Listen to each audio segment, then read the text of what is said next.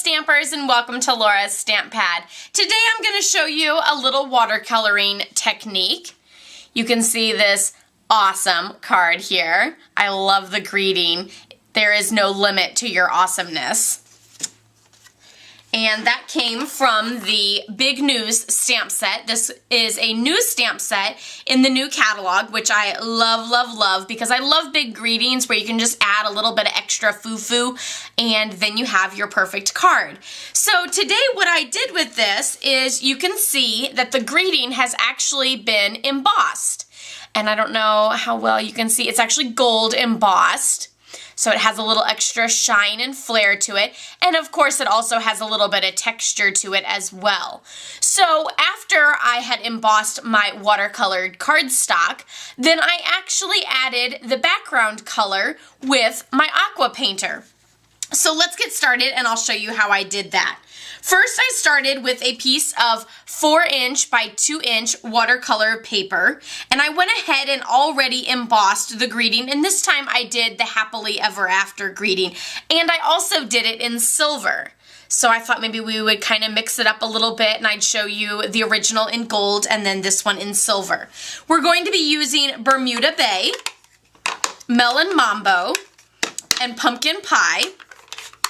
Of course, I have my Versamark sitting here because that's how you emboss, of course. Stamp your greeting in the Versamark, pour your powder over, and then heat it with your heat tool. But like I said, I had already done that for you. So what we're actually going to do is we're going to take our ink pad and just press it a little bit in the middle.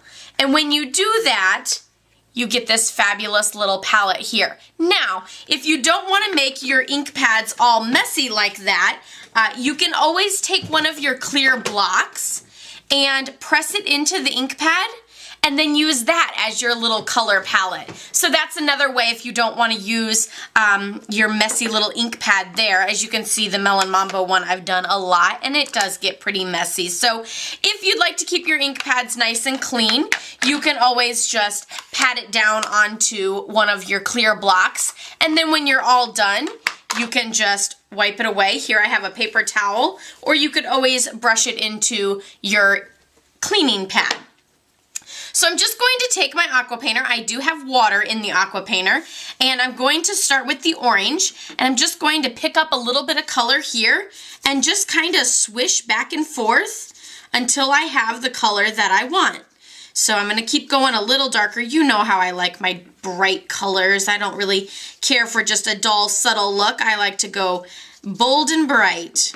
So I'm just going to keep adding some color, and then when you're done with that color, you can just kind of drip a little bit and wash it off on a paper towel, and then move to your next color.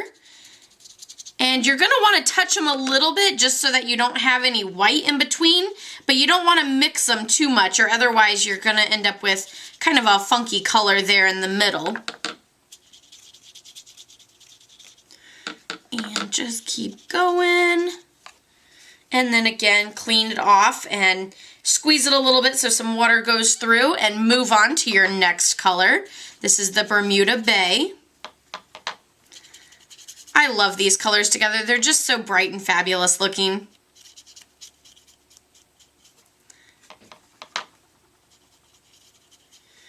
And there you have your little background. Of course, where your image was, it did not accept the color. So you still have your perfect, fabulous little image there. And as it starts to dry a little bit, then you might need to take a paper towel to it to kind of pull some of the ink that might have pooled on top of your embossed image there. And you'll just need to set this aside so it can dry. As you can see, it does warp a little bit. As it dries, you can kind of flatten it back out, and then be sure to use a nice adhesive, whether it's your sticky strip or the new Fast Fuse adhesive, to adhere that down. Let me show you the original again. So you can see that once it dried, then you have a little bit of intermingling of colors, but that's the fabulousness of doing a handmade card. I layered that onto Melon Mambo, which is 4 1/4 by 2 1/4, and then onto some Bermuda Bay, which is 4 3/4 by 2 3/4, and then of course my card base is done in the pumpkin pie. So there you can see one of them's silver and one of them's gold, and each of them has a little bit of a different look. I hope you try out this watercolor technique the next time you go to your stamping room. Of course, check out my blog at laurastamppad.com for more images and more information on this card and others. And don't forget to like and subscribe to this video so that you don't miss out on any other ones, and it would be fabulous to have you following me. Happy stamping, everyone! Bye-bye!